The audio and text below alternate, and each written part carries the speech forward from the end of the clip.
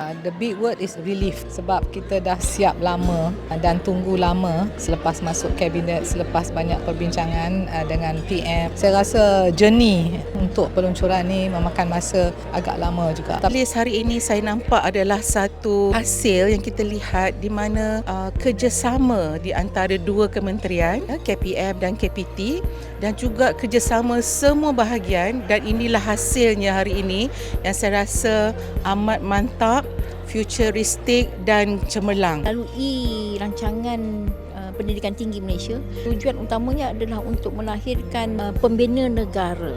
Dalam RPTM 2635 telah menggariskan strategi, kepentingan dan juga penilaian. Implementasi. Habis cerita, saya terlibat dengan Plan Pendidikan Tinggi 2015-2025. Tapi cabaran paling ketara adalah cara kita nak implement, melaksanakan.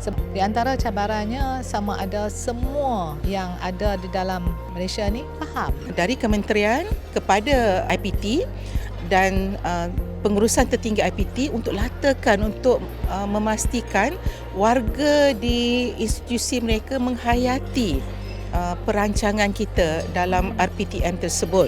The value of the degree is going down. Tak semua kerja sekarang memerlukan degree. Kompetensi sekarang ni memainkan lebih peranan. Knowledge and skill. TVET menjadi a new way kita dapat kerja. Jadi kalau dengan akademik ni, lepas you dapat 4 years of degree, tak semestinya lagi dapat kerja. Skills and kompetensi sekarang ni memainkan peranan yang lebih, dan skill dan kompetensi tak semestinya ada degree. Rancangan pendidikan tinggi ni, kita adakan alternative credentials, kita panggil.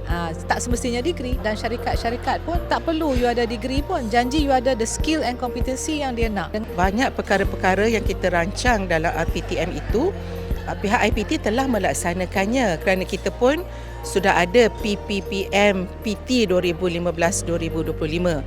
Sebab itulah kita ingin menghasilkan pembelajar yang siap siaga masa kini dan masa hadapan. Dengan adanya perungkaian pendidikan tinggi, itu yang sekarang ni membuka peluang pada anak-anak muda. Dia boleh pilih apa yang dia nak. Kita kena ingat, kita sekarang ni bukan generasi yang lama. Kita sekarang ni generasi Gen Z, Gen Alpha, Gen Beta. Dan mereka ni adalah self-determined. Mereka mau belajar apa yang mereka nak belajar dan apa yang sesuai dengan mereka. You want a job first, then go ahead. Tapi you boleh dapatkan degree later in life. So kerja dululah, get experience dulu. Lepas tu melalui apel dan sebagainya boleh ascend balik kepada universiti dan dapat degree. So it's very flexible. Kita telah bekerja keras. Jadi sekarang ni adalah tanggungjawab bersama yang telah digariskan dalam RPTM untuk kita sama melaksanakannya, dan saya juga ingin menekankan bahawa pelaksanaan dan pemantauan perlu diadakan. Kalau tidak, ia hanya menjadi satu dokumen sahaja.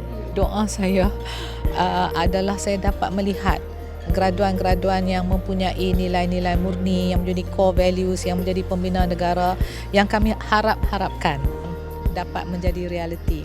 Pastikan pelajar-pelajar pembelajar ni semua dah boleh menjadi apa yang kita idamkan di dalam rancangan pendidikan tinggi. InsyaAllah kita doa.